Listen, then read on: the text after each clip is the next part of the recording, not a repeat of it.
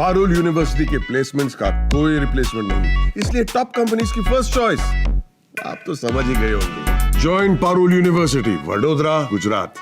A provocative storm has erupted across India. A retired Bangladeshi general is now at the center of a diplomatic fire. His words?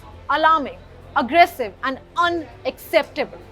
He's called for nothing short of occupying India's northeast, a deeply sensitive region with chilling timing just days after the Pahalgam terror attack in Jammu and Kashmir that left our nation reeling.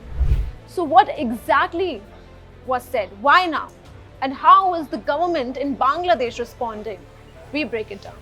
Retired Major General Fazlur Rahman, a name that once symbolized military discipline in Bangladesh, has now made headlines for all the wrong reasons. In a now viral Facebook post, the former army officer wrote in Bengali, and we quote, "If India attacks Pakistan, Bangladesh should occupy the 7 northeastern states of India.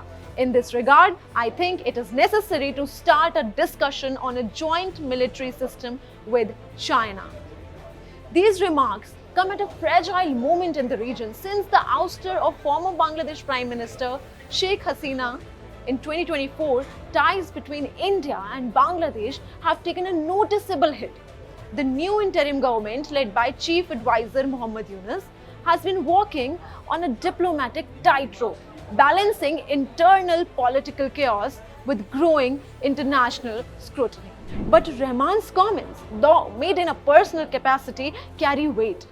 He is no fringe voice. He currently heads the National Independent Commission of Inquiry investigating the 2009 Bangladesh Rifles massacre, one of the most tragic incidents in Bangladesh's military history. Now, what does this mean for India? Is this just a rogue Facebook post or a symptom of something deeper?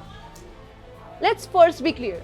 The government of Bangladesh has distanced itself from these remarks. Shafiqul Alam, the press secretary at the Chief Advisor's office, issued a statement saying that the comments were made in Fazlur Rahman's personal capacity and they do not reflect the position of the interim government in Bangladesh.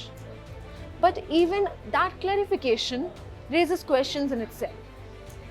In a region already brimming with fault lines, from cross-border terrorism to proxy conflicts, such statements are not just controversial, they're dangerous. Let's take a closer look. The northeastern region of India, Arunachal Pradesh, Assam, Meghalaya, Manipur, Mizoram, Nagaland, and Tripura, has long been a strategic yet sensitive area. Any sort of foreign interference, let alone occupation, is not just a provocation. It is a clear red line. And when China is mentioned in the same breath, the temperature rises further. India's relationship with China has already been strained since the Galwan clashes. A joint military system between Bangladesh and China, even as a theoretical idea, sends shockwaves. So what led to this statement? Is this really just a Facebook rant by a retired officer? While official Dhaka denies any state-sponsored aggression, it's important to note that anti-India sentiments have been gaining ground since the transition of power in August last year. Muhammad Yunus himself talked about India's northeast during his China visit earlier this very year. But here's the catch. Bangladesh and India share more than just borders. They share rivers, trade routes, history, and diplomacy. In the last 2 decades, India has extended military, economic, and political support to Bangladesh. What makes this story even more significant is its timing. Yes, the timing. India is still mourning the loss of lives in the brutal, horrifying Pahalgam terror attack. Emotions are high. The nation is demanding accountability from within and beyond our borders.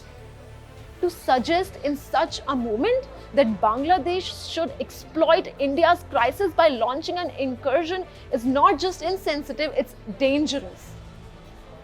So what should India's response be? In diplomacy, silence can sometimes be more powerful than statements.